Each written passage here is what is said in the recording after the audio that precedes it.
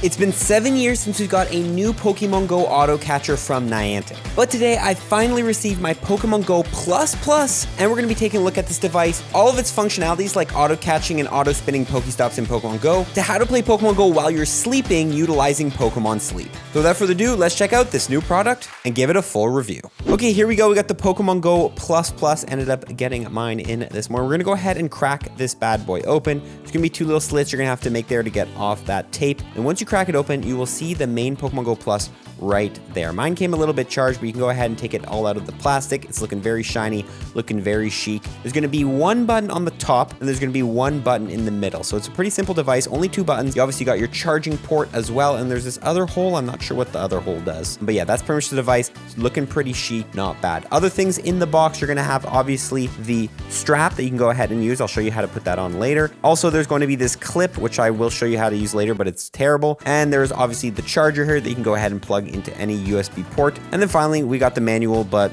you're watching this video, so you don't have to read the manual. So we'll just throw that away. So first of all, to put on the strap here, you can go ahead and kind of feed the thing through. It's a little bit tough, but feed it through there in the hole, and then you can go ahead and put the strap all the way through. There you go. You got this nice bright yellow strap. And then we have this clip, which is supposedly meant to keep the thing from flying around in the bed when you're sleeping. So pretty much you will go ahead and attach magnetically the little button there to the clip. But one thing I will say is this magnet is super weak. I hate when companies do this and they have super weak magnets. This thing will not hold, and I would never trust you putting your Pokemon Go Plus on there. Like a little pull disconnects this thing. So yeah, probably don't use the little clip there, but it is there in the box, and that is pretty much the device. The device itself does retail for $55 US, which is about $75 Canadian, and you can convert that into your currency. The thing obviously is rechargeable by USB-C, and the battery life is about a week depending on how much you use it. Obviously, it's going to depend on amount of playing, but you know, if you're a casual player, you can probably get a week before you have to recharge this thing. Okay, so let me show you guys how to connect the device, and then I'll show you guys how it actually ends up working. So once your device is charged, you want to make sure you fully charge it before you use it. You're going to come in here,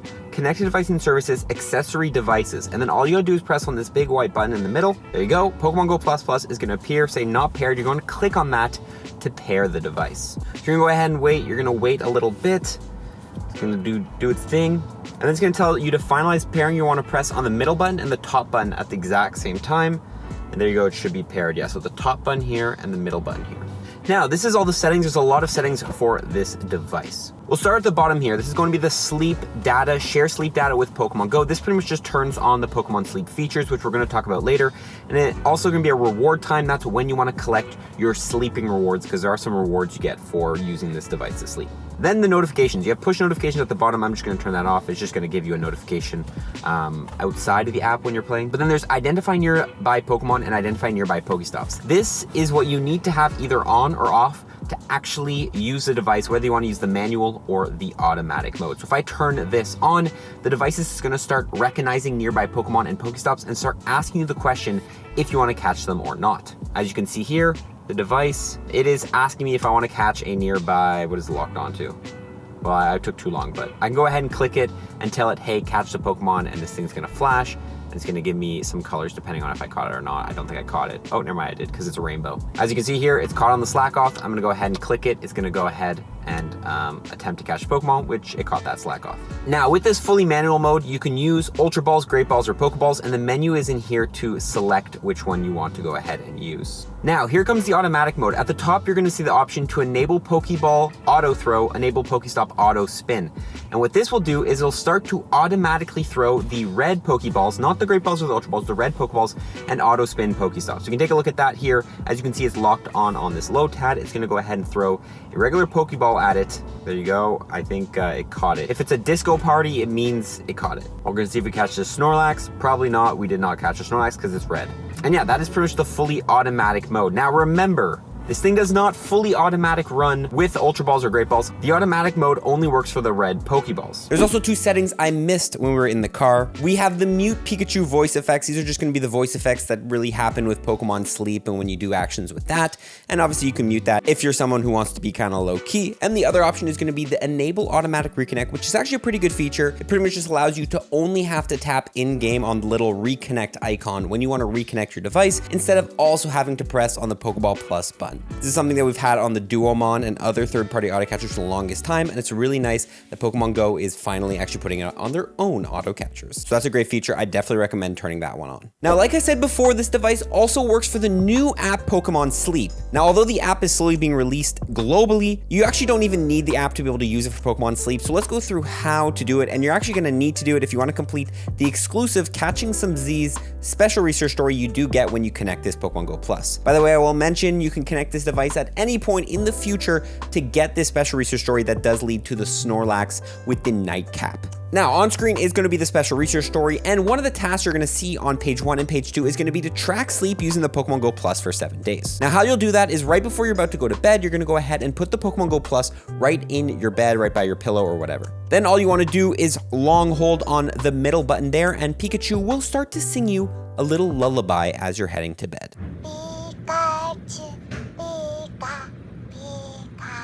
Fall asleep, do your sleeping, all that stuff. Hopefully you have a good sleep. And in the morning, you can go ahead and grab the Pokemon Go Plus, long hold on it. It will do some flashing, and then that's gonna have tracked your sleep. Then next time you log into Pokemon Go and reconnect your Pokemon Go Plus, you will get some rewards for how well your sleep was. And also it will have tracked 1 night of sleep towards that special research. There you go, our research task just updated, and there you go.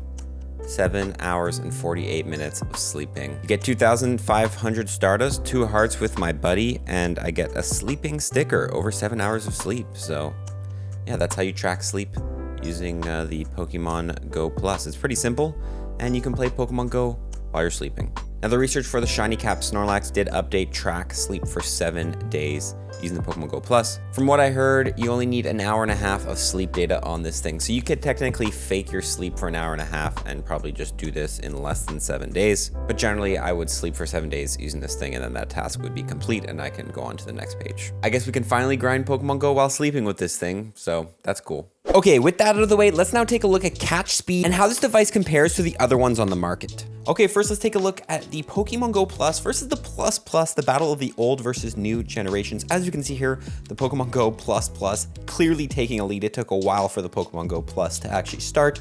And yeah, the Pokemon Go Plus Plus is clearly faster than the original one, completing it much faster. So that is a clear winner, Pokemon Go Plus Plus. Okay, next let's compare the Pokeball Plus versus the Pokemon Go Plus Plus. Again, this is still a comparison of Niantic devices. As you can see here, the Pokeball Plus definitely going to be much faster and definitely taking a lead here.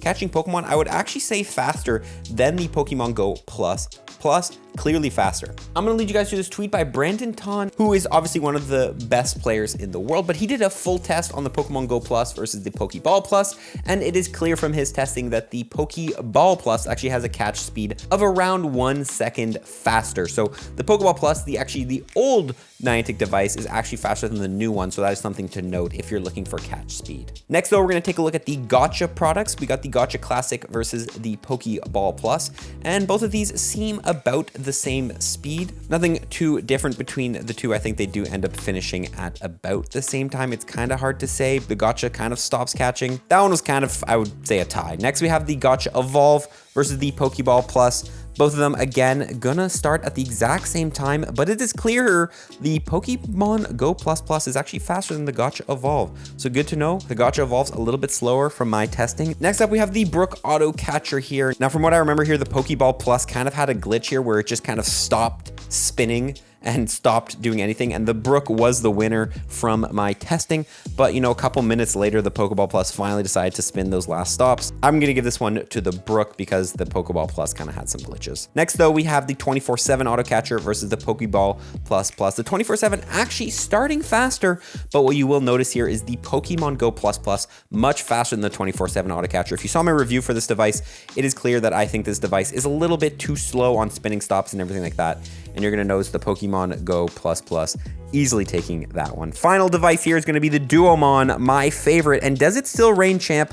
We are going here with the race between the two. Which one is going to finish first? It's kind of hard to say because my character on the left was kind of glitching a little bit. But in the end, it looked like the Pokemon Go Plus Plus actually ended up taking it out. So there might be a new champion in terms of speed between these two. Now, if the vibration and the brightness of the device does annoy you, there is a way to actually turn it off. First thing I'm going to say is I don't condone anyone to do it at your own free will, but what you can do is go ahead and open up the device, go ahead and cut the vibration motor and unconnect the LED panel, which will pretty much make the device no longer vibrate because there's no power going to the vibration motor, and also the LEDs and the flashing will turn off because, you know, you unplug that. Now, one thing this does do is if you do open it up and make all these changes, it does void the warranty, so you will not have the warranty anymore, but this is technically a workaround to go ahead and silence the device. I will link below a full tutorial by the man without eyes who went in for a 30-minute video, opened it up and showed you exactly how to do this. So if you want to learn how to turn off your vibration motor completely, open up the device, you can check out the VOD link below. The Pokemon Go Plus Plus also does have a silent mode, but that's only for volume, unfortunately, even though it is advertised that it's supposed to turn off the vibration. If you go ahead and press on the middle button and the top button at the same time, it will turn it into silent mode. But who knows, maybe in the future, this silent mode will actually turn off vibration. So maybe hold off. There might be an update to the device in which you can actually turn off the vibration motor without having to go into the device. But for now, that seems to be the only way. Before we get into my final thoughts, let's take a look at some pros and cons of this device. Let's start off with the cons. First of all, you can't not say it, the vibration on this device is absolutely insane. When it vibrates, it literally feels like there's an earthquake. Also, the brightness when it is catching Pokemon, especially if you're anywhere dark, it turns into a disco party when it's flashing, catching Pokemon, which can get really, really annoying, especially if you're trying to be more inconspicuous when you're playing Pokemon Go and not let everybody know, hey, I have this flashing Pokeball in my pocket. The size also is not the worst, but if you compare it obviously to other auto catchers on the market, it is going to be one of the bigger sizes, but it does fit nicely into the pocket, so the size can't be too bad. But finally, the worst part about it is the bugginess of it. This being a new product and a whole new software they're developing it, this device, when I was testing it, had a lot of bugs where it would just not catch Pokemon, it would stop catching Pokemon, it would just disconnect. I think these bugs are easily going to be fixed as future updates come on because this is a fully new product, but that is something to note. If they do end up never fixing the bugs, this could get a little bit annoying. Take a look at the pro side of this though. Obviously, you being able to use Great Balls and Ultra Balls to catch is a huge pro, and at the moment, it's the only product on the market that can technically do this. All the other auto catchers cannot at the moment. Also, having a rechargeable USB-C is amazing. This thing also does charge pretty quickly, so that is a huge pro. It's also pretty sturdy, man. I've dropped this thing a couple times. It can take a beating. It's pretty well built, and I don't really see myself breaking it anytime soon, which compared to the Duomon, which can fall apart pretty easy, that's pretty good. Also, it's pretty quick at catching. I never had too many speed issues with the catching, although sometimes it would take a little bit while to boot up, but overall, I was pretty impressed with the speed catch of this thing. Finally, the options. Finally, we have more options on a Pokemon Go Plus. You can silence it, you can turn off different volumes, you can turn off auto catch, you can turn on auto catch. The Pokemon Go Plus and the Pokeball Plus, the original ones, never really had a lot of options. That's why I always like the third-party ones, but finally the Pokemon Go Plus has a lot of options. So what are my final thoughts on the Pokemon Go Plus and is it worth it? And yes, I did get a haircut halfway through this video. Deal with it. Overall, personally, I'm a huge fan of this device. I've been waiting for the longest time for a device that can actually compete with other third-party auto catchers and is not just way below the bar. There's not really many cons other than the vibration for this device. And if you go into the device and cut off the vibration motor, cover up those super flashy LEDs, this is really the best auto catcher on the market. All it takes is just a few adjustments. However, would I recommend buying this thing? No.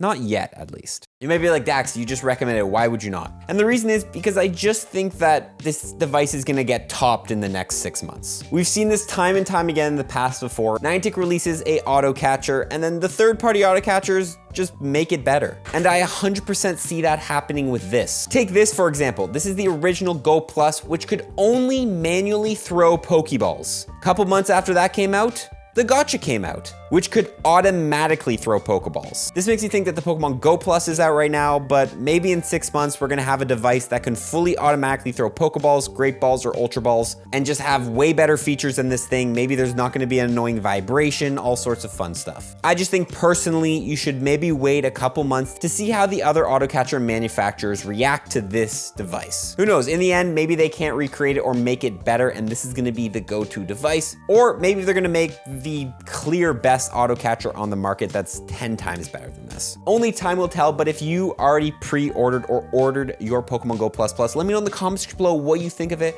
and anything I might have missed in this video to let other buyers who are maybe interested in this device know about. I will also link below to buy this product if you're interested in checking it out and buying it, because at the end of the day, there's nothing wrong with buying it, as it also is the only way to get that sweet, sweet sleeping cap Snorlax. I also do want to mention I'm giving away 2 of these devices. If you want to enter the giveaway, it will be the first pin comments below. So if you don't have the money to buy one or you just want to potentially win one, go ahead and join up the giveaway. It's going to be lasting about a week. So get in there while you can and hopefully you win. Also, if you want to see some more gameplay of the Pokemon Go Plus and see how it works, I live stream for 2 hours utilizing the device. So go check out that live stream. You can get a good in-depth of how the device works as we took it through its paces during that live stream. That's gonna be it for me. I hope you guys enjoyed this video. Hopefully this was able to educate you a little bit more about the Pokemon Go Plus, and we'll see you on the next one. Follow for tips, everybody. Peace.